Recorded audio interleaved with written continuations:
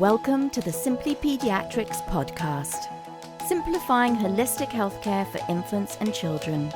We're so glad you're here.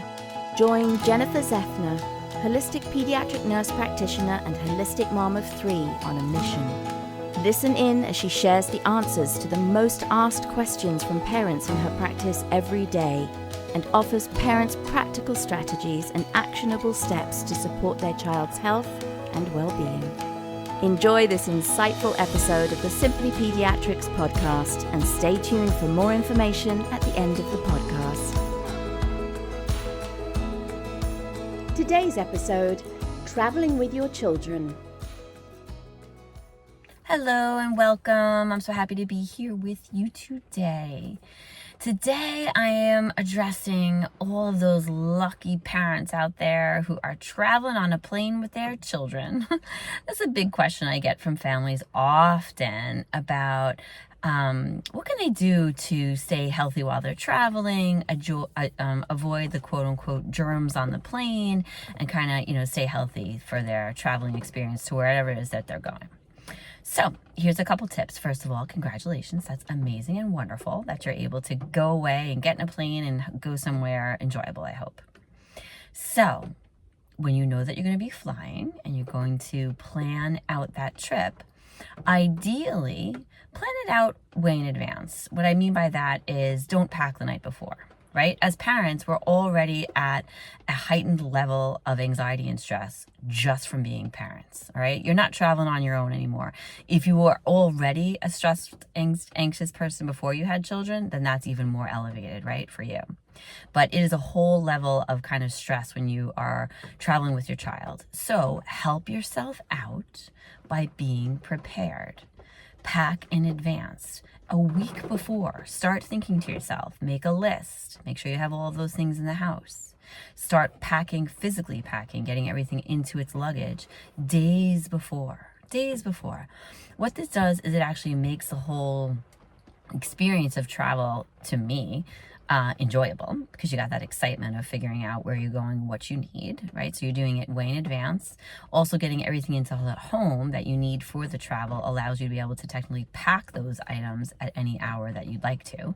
If you have little ones, especially, to be able to do it while they're napping is ideal.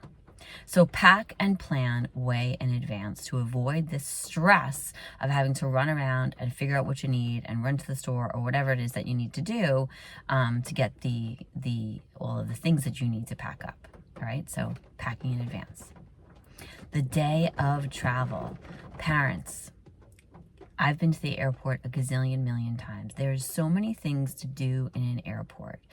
There's so many things for a child to see in an airport.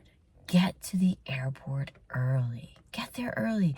Get in, go through security, and get to your gate way before you need to. Trust me and believe me, me and my family of 5 have actually missed a flight.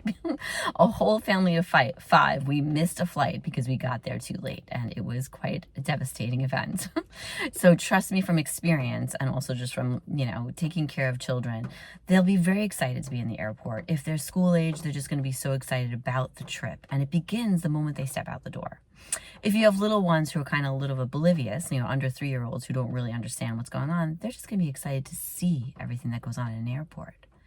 So get there a good hour or 2 before you're supposed to be there, all right? Because that varies from whether you're traveling internationally or nationally. So get there way early so that you're on security and your kids don't look up and see you all anxious and stressed. You're relaxed because you're there way in advance, all right? Get to the airport early. Plan. Get into the airport, go to your gate, and stay as relaxed as you can. On the airplane, bring with you a small container. I believe it's only 3 ounces that we're allowed to bring. I like to bring like a blend of essential oils that to me are cleansing and antiseptic, and clean the area of the seat around you. It's not so much about the germs that I'm as concerned about on the airplane as I am about the chemicals that they use. Many times I'll hear from families that their children come off a plane with a rash, and they use things all over the plane. So take a small bottle that you're comfortable with and just gently spray down your area there, so that you're cleansing off your space. Bring extra receiving blankets. If you have little ones under the age of 3, that'll become very helpful for you to use to cover up things like the changing table that's found in the bathroom, which, by the way, many families don't know about that. There's a changing table in the bathroom. So every single airplane has that. So just it's not hard to figure out. And I used to bring one receiving blanket that I would use in the bathroom only because I didn't want to be putting my child down on those surfaces. I found it a little icky, but it's a very nice space for them to be if you need a break, if you just need to get your child up and out and give them like a break from their seat in the plane, or obviously to change their diaper. So cleanse your area, bring extra receiving blankets for the space in the airplane. For takeoff and landing, if you're breastfeeding your little one, perfect. They will suck, swallow, and the pressure in their ears will be adjusted easily. If you don't have a breastfeeding child because they're older or they're just not breastfeeding, have something with you that they can drink. Now, takeoff and landing can be a little bit upsetting for kids. Some children don't like that feeling in their ears. Some pilots are just a little bit more rough with the takeoff and landing, so it's a little bit more abrupt on the ear, on pressure in our heads and in our ear canals especially. So have something with you, moms and dads. Have something special that your child would ordinarily never get for them to be able to swallow, right? So they need to drink either chewing gum for your older children, sucking on a lollipop, or drinking a juice for your school-aged kids, or a bottle of something, or breastfeeding for your little ones. Have something with you because that will definitely help them adjust the pressure until you're all the way up in the air. So that's for takeoff and landing. And when we're up in the air there, kind of every plane now has TV. So technically, once we're up in the air with our kids, we usually do pretty well for the most part. If you have a screamer and a crier, I feel for you. I have been there. Sometimes there's nothing we can do. But hopefully with adjusting the pressure in their ears, you can assist them with that.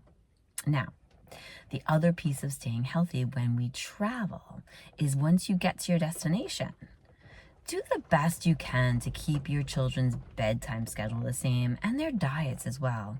Very often when we travel, we're indulging, right? We're indulging in foods, we're indulging with our time, we're going to stay up later than normal, special treats for our kids, staying up into the evening. These are all amazing experiences for our kids, but try not to overdo it. It's going to bed way too late on top of a special treat and a sweet from here, and maybe stress from the airport and stress going through security, and all that sort of builds up in our system as like a toxic overload, and then we get sick. So, if we have too much stress going on from one direction or another, we tend to get sick. So support your children and yourself by being mindful of the events that you have planned while you're on vacation, that it's not too far out of range of their normal bedtime routine and their normal diets, and that will help you along a bit. Bring some supplements with you as well. I find giving my children extra probiotics when they were little when I traveled was really helpful. I wasn't about to try. If you have the ability to eat all organic foods when you travel, amazing and good for you, but many families don't have that ability. You're going to end up eating foods that are not organic when you travel for the most part, and a probiotic will kind of offset that a bit.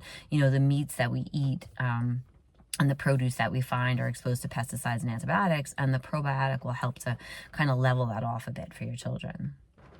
It's also helpful, moms and dads, to bring with you your own little natural medicine cabinet, whatever that looks like for you, whether you use herbals, homeopathy, essential oils, vitamins.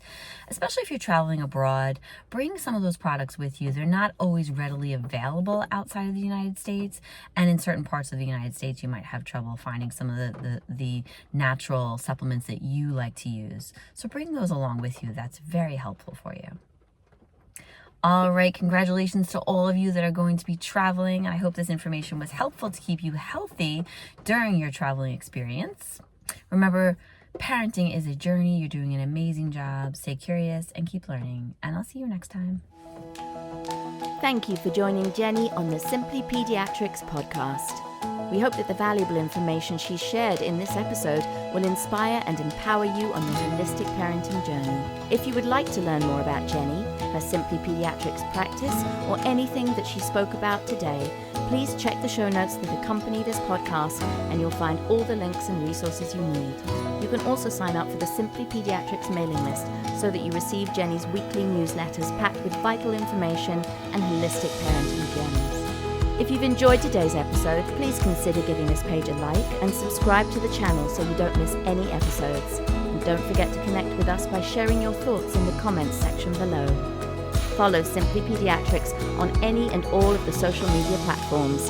And if you're interested in an in-person or a virtual appointment with Jennie, please see the contact details in the show notes. Stay tuned for more episodes packed with a wealth of powerful information to support you on your holistic parenting path. See you next time.